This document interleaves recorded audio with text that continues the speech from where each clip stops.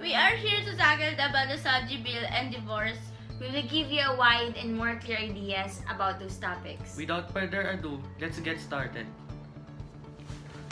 The Sogie, Sexual Orientation and Gender Identity or Expression, Equality Bill, also known as the Anti-Discrimination Bill or the ADB, is a proposed legislation of the Congress of the Philippines. It is intended to prevent various economic and public accommodation-related acts of discrimination against people based on their sexual orientation, gender, identity, or expression. House Bill Number 4982, or an act of prohibiting discrimination on the basis of sexual orientation or gender identity or expression, or the Sogie, and providing penalties, therefore, is the first of its kind in this country. Other anti-discrimination bills have been filed in the past, but these were never Sogie specific, lumping the lesbian, gay, transgender, bisexual, and queer sector or the LGBT plus Q sector with the others such as the differently able or the indigenous groups.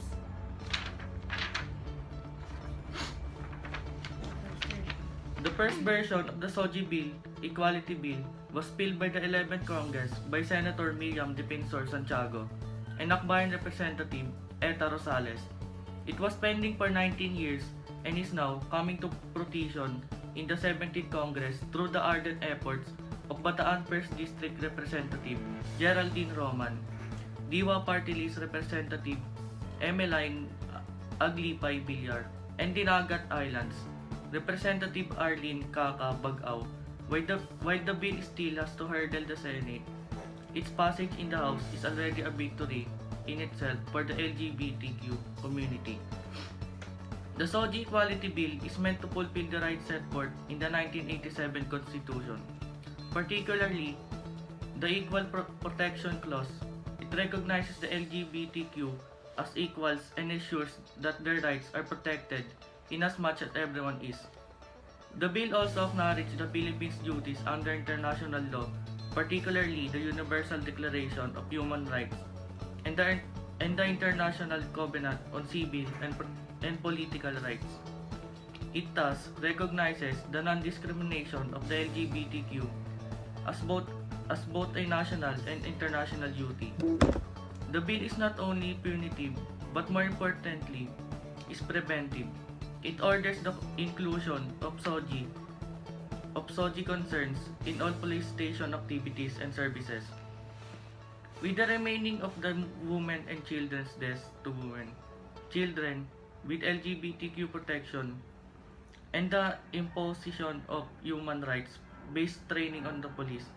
It directs the promotion of non-discrimination through social protection and diversity, and even intensifies the positive portrayal of LGBTQ in the media. A Sogie Equality Oversight Committee shall be created to effectively implement the act. Our stand with this topic is that we support the Sogie bill. According to Hart, this will end discrimination and protect the LGBT community's rights in the Philippines, sexual orientation, gender identity, and expression. Sogie or Equality Bill was previously known as an anti-discrimination bill. The Sogie bill is a step in the right direction to guarantee the protection of those rights, especially for our friends in the LGBTQ plus community. Last year, the bill made great progress, but we still have a long way to go. No need for a Sogie bill, that's the question. Yes, the Constitution does have laws that protect human rights, but there's no specific provision on criminalizing acts done against someone's sexual orientation and gender identity. One of the prime examples is the murder of Jennifer Laude. I think the people who are skeptical about it don't really know what the bill provisions are, said Tintin Lontok of Metro Manila Pride. There's no state-governed body that monitors all the attacks on LGBT people. It's disproportionate and there are a lot of hate crimes against trans people and kids who get kicked out of their schools and families because they've come out. We just want to make sure that the bill does not cause harm to our rights to exercise our own beliefs without compromising the rights of others. We need an anti-discrimination law that will promote genuine equality, a measure that is concrete and holistic. We will never allow the suppression of people's right to exercise their religious belief and freedom, cultural beliefs. The thing is that several people already have the privilege of protection and non-discrimination. We are now to give you an additional knowledge about divorce. But first, let's define what divorce is. Divorce, also known as dissolution of marriage, is the process of terminating a marriage or marital union.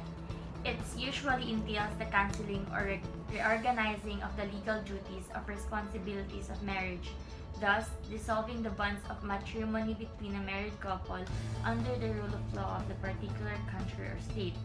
Divorce laws vary considerably around the world, but in most countries, divorce requires the sanction of the court or other authority in the legal process, which may involve issues of distribution of property, child custody, alimony or spousal support, child visitation, access, parenting time, child support, and division of debt.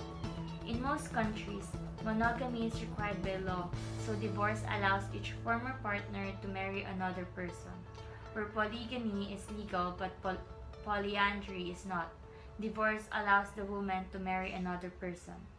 Divorce should not be confused with annulment, which declares the marriage null and void, with legal separation or de jure separation, a legal process by which a married couple may formalize a de facto separation while remaining legally married, or with de facto separation, a process where the spouses informally stop cohabiting.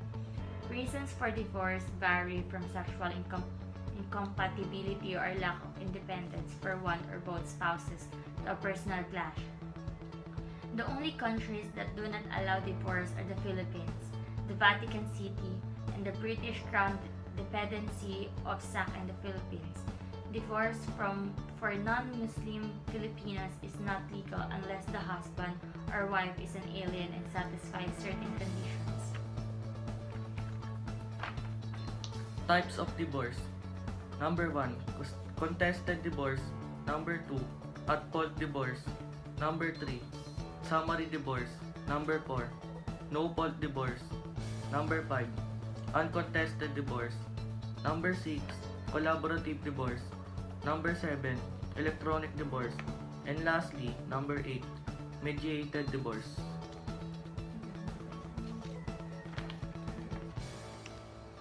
Divorce as a means of terminating marriage is illegal for all Filipinos except Filipino Muslims. There is only civil annulment after a lengthy legal separation. The process is costly and long, and there are many legally married couples and extramarital relations even without a divorce law.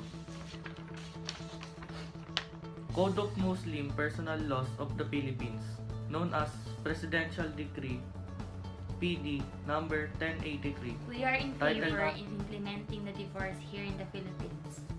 I'm in favor of divorce. Why?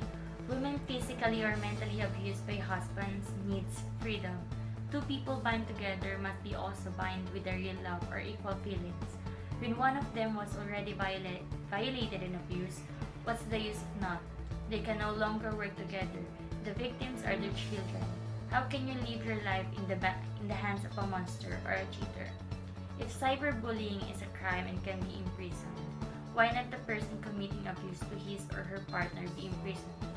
I know there's a law for this, but there is divorce law also. It means it is the easiest or graceful way to give importance for their rights than imprisonment. Let them choose. They will choose life with freedom.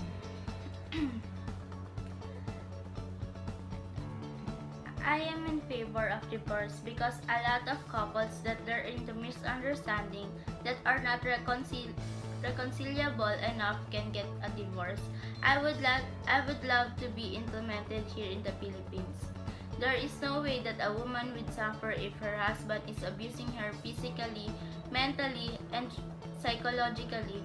If you are not happy in a relationship, then everyone has the right to go away and leave their partners and be alone or something rather than be in a relationship with so much sacrifice and emotional baggage on hand. Mostly people on the poor side are the ones that suffers the most. Is a no divorce country like Philippines. Why only rich people or those who can afford annulment has the right to get separation? Poor people also are couples living together, experiencing the same scenarios and situations like the real rich people does. I feel sorry for us poor people that can't afford annulment, as it very costly and on one's budget. I strongly believe everyone has the right to be happy and live life equally. Finding happiness to ones we want to spend our life with and be happy with them.